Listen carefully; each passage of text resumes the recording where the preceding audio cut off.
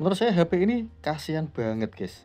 Bagaimana tidak? HP ini diberikan banyak sekali kelebihan, hanya sedikit kekurangan, tapi kekurangan itu menjadikan HP ini jadi kurang diminati. Kalian tahu kan ini HP apa? Ya betul, ini adalah Itel S23 Plus. Saya kira sudah nggak ada unit barunya ya. Tapi untuk pasaran harga bekas dari HP ini hanya sekitar 1 jutaan 1 sampai 1,5 lah. Dan di harga segitu kalian sudah bisa mendapatkan HP dengan RAM sebesar 8 GB, penyimpanan 256 GB dan layarnya melengkung cuy. Sebagai informasi, model layar lengkung seperti ini hanya dipakai oleh HP mid-range atau tipe flagship.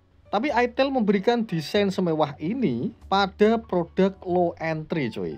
Gimana? Gila nggak tuh? Bagi kalian yang berminat, HP ini saya jual ya, murah saja, hanya 1,5 juta. Di harga segitu, HP ini sudah dilengkapi fitur NFC. Dan segudang fitur yang lain yang akan saya jelaskan di video ini. Maka simak terus guys.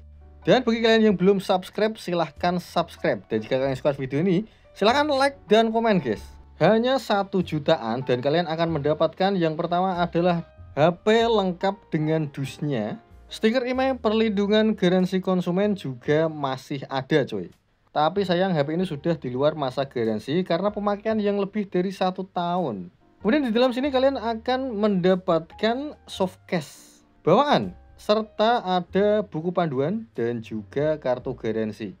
Kemudian setelah itu kalian akan mendapatkan 1 unit HP S23 Plus 6,78 Full HD Plus AMOLED Curved Display coy. Mantap gak tuh? Dan itu tadi yang akan kalian dapatkan. Kita taruh sini dulu ya. Untuk kabel dan charger tidak disertakan ya.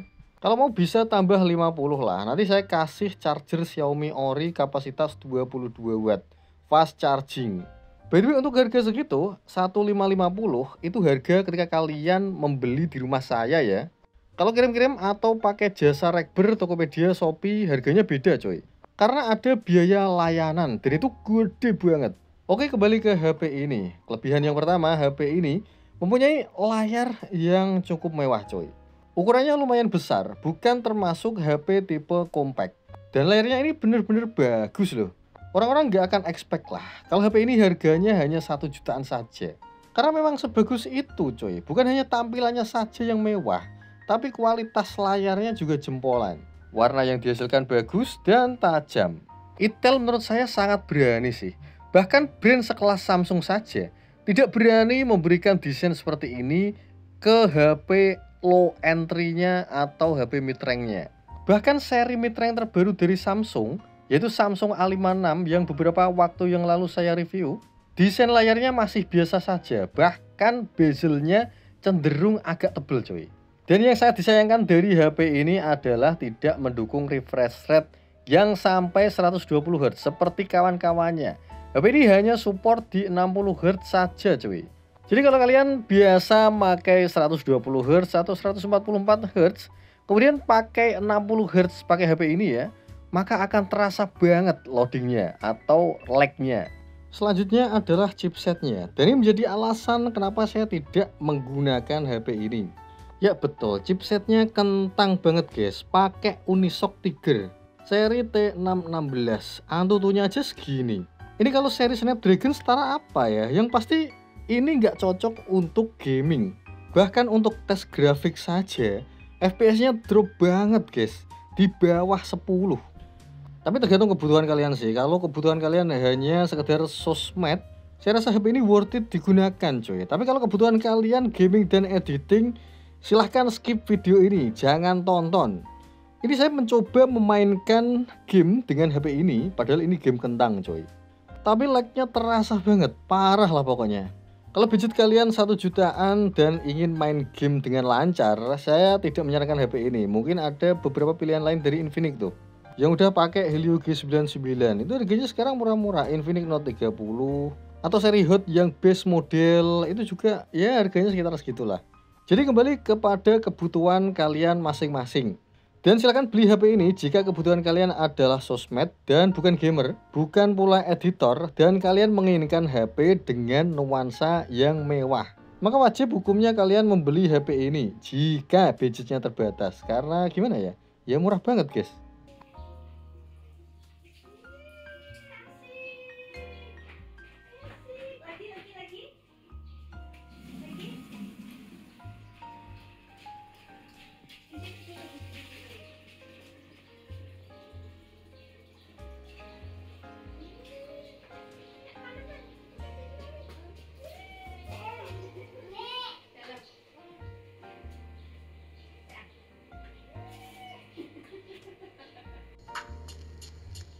Ini main foto lancar ini.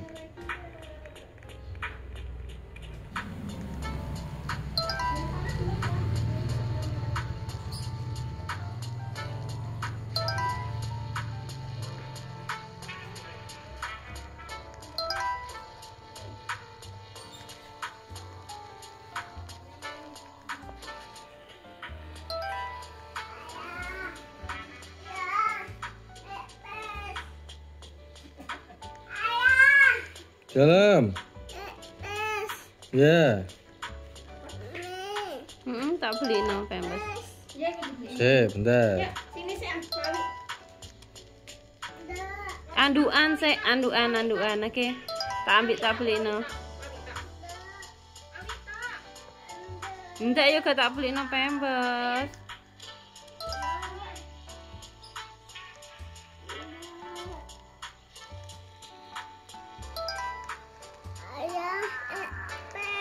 Ya.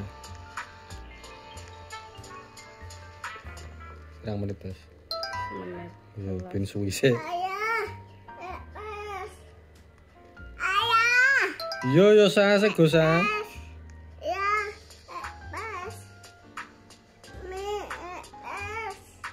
Tapi sih. Kalau Umi punya pampers, Wah,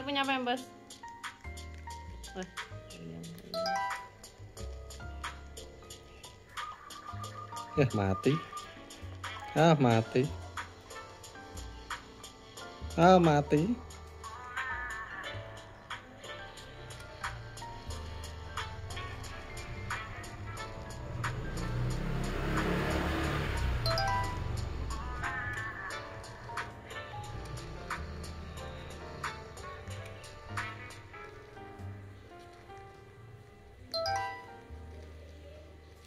Menit wes. Ya wes. Dan yang terakhir saya akan memberikan pujian kepada kameranya. Mungkin HP ini bisa saya masukkan ke dalam kategori kamera terbaik di harga 1 jutaan. Sayangnya HP ini hanya punya satu lensa saja, kamera utama. Adapun bawahnya itu auxiliary lens, itu apa saya juga nggak tahu ya. Bukan ultrawide, bukan makro, juga bukan kamera bokeh. Tapi serius guys, soal hasil saya cukup tercengang karena ini harganya 1 jutaan. Tapi sudah bisa memberikan hasil foto dan gambar yang sebagus ini. By the way, ini saya post tanpa melalui proses editing sama sekali. Gambar cukup jelas dan detail.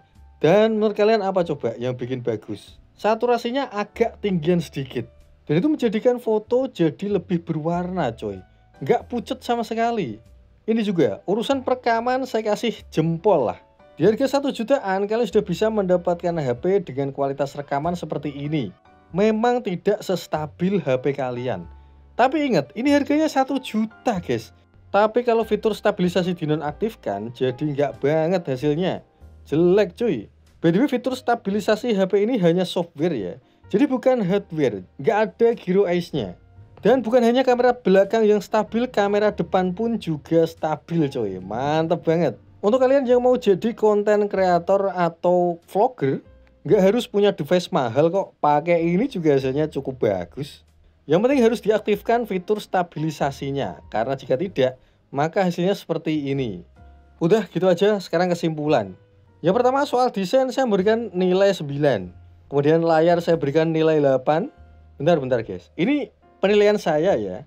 Jadi kalau kalian beda penilaian silahkan bikin video sendiri. Oke lanjut, untuk chipsetnya saya berikan nilai 4. Dan yang terakhir soal kameranya saya berikan nilai 7 guys. Sudah itu saja. Jika kalian berminat silahkan chat di kolom komentar ya. Nanti saya balas. Oke terima kasih sudah menonton video ini sampai akhir. Bagi kalian yang belum subscribe silahkan subscribe guys. Dan bagi kalian yang suka silahkan like. Dan assalamualaikum warahmatullahi wabarakatuh.